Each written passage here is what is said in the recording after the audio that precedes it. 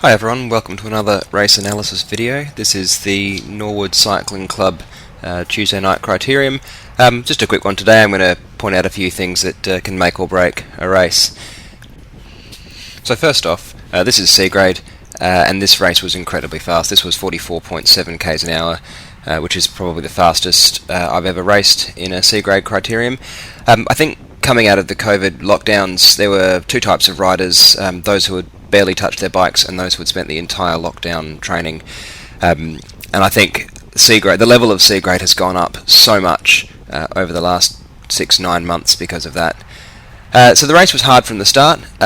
We also had the A grade riders on course with us, and as you'll see in a moment, that had a bit of an impact on the outcome. Okay, so we've jumped towards the end of the third lap. We're about 5 minutes in, and the first real attack gets going off the front. This is really early in a race. It's a 35+2 race, so quite a long way to go, and usually in C grade nothing stays away, everyone chases it down.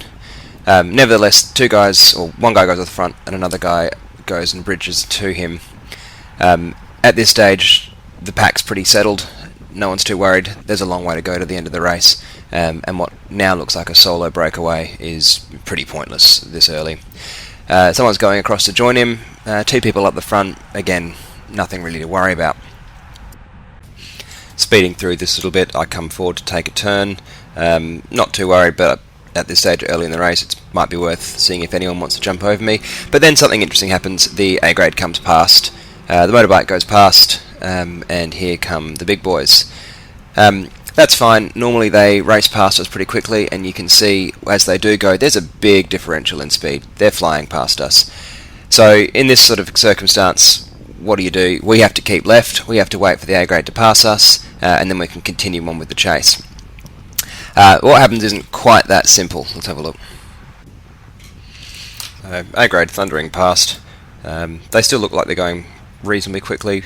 They have taken almost a whole lap to overtake us though, and then you can see up here they just bunch up, sit up, and all of a sudden we're riding into the back of them. The bike comes past and the bike slows us down. Now, the last lap we did this at 49 k's an hour coming down this bit. This is downhill and usually with a tailwind.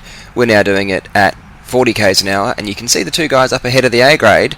A grade's past us in a solid long line, and now they're basically in a bunch, and they're still between us and the breakaway. We're dropping down to 30 k's an hour around this bottom corner, and we're still just running into the back of A grade. They've absolutely thrown out the parachutes. And this has actually given the breakaway a huge advantage because we cannot chase. We're not allowed to go past the A grade again, and so they're able to build up a fairly significant advantage. And you can see we're still sitting on the motorbike waiting for them to clear the road enough for us to start racing again, and this goes on for quite a while. So we've jumped forward to lap 10, we're 15 minutes into the race, and you can just see the A grade on the far right of screen. They're about half a lap ahead of us, and they have only just dropped and passed the two solos. Now, two solos with half a lap's advantage with still 20 minutes left to race. In a team's race, that would be nothing, that's alright. Two guys out the front isn't going to hold off a peloton full of dedicated teams. But remember that these are individual races. You're racing by yourself. And so the only people who are going to be chasing are the people who actually think they've got a shot at winning, because no one's working for anyone else.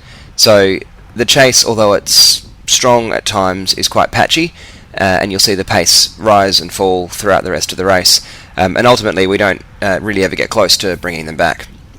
So that's the first thing. Using the other grade to make some advantages, it's a perfectly legitimate tactic, and it worked pretty well for these guys in this case. I probably should also acknowledge that the two guys who got away are incredibly strong and did manage to hold off a 40-50 rider peloton for another 20 minutes. So it's not that we just weren't doing any work, they were quite strong. Jumping forward right near the end of the race, I've been in an attempted bridge, didn't really get much more than about 5 seconds, and guess what happens? The A grade comes past us again. And you can see again the differential in speed when they first come past us versus when they sit up and slow down. At this point we're barrelling down the main straight at 50 as we have been the last few laps, and the A grade's handily passing us. but then all of a sudden coming up here they just sit up again, and once again all of our rhythm's gone. We're now just slowing down and spreading out, and it's taken once again more than a lap for them to get past us. Meanwhile we're supposed to be neutralised and can't chase.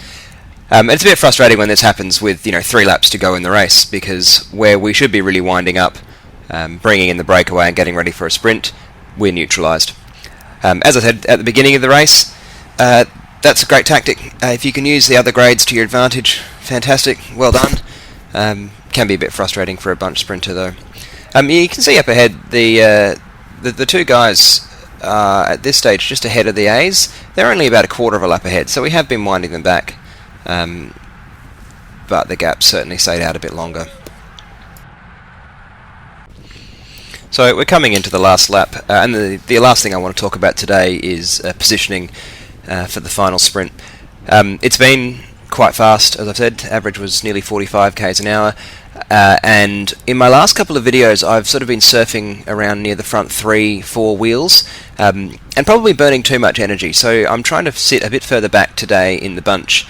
You can see I'm moving up. I'm always nervous about the last lap, and sure enough a few attacks go off the front, and I'm close enough to the front to cover them, but not so close to the front that I'm having to really sprint to keep position. Anyway, coming down the back straight, and I'm sitting in about 7th wheel, which is 4-5 wheels further back than I usually sit. And I think I probably have gone maybe 1 or 2 wheels too far back in this case. But remember as well, these are all solo riders, so there's no one who's going to be doing a solid lead out for a team. Everyone who's up here in these front 7 or 8 wheels, they think they're in it to win it. A little bit of a gap opens up. I can see this guy on my left coming through, but I'm not gonna let him take the line. And you can see Stephen Maney ahead of me, just opening up his sprint.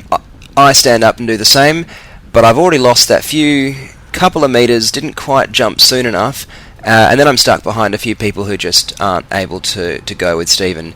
As soon as I realise that, I go around them and wrench it as hard as I can, but by then the damage is done. Stephen posts up and is miles and miles ahead at the finish.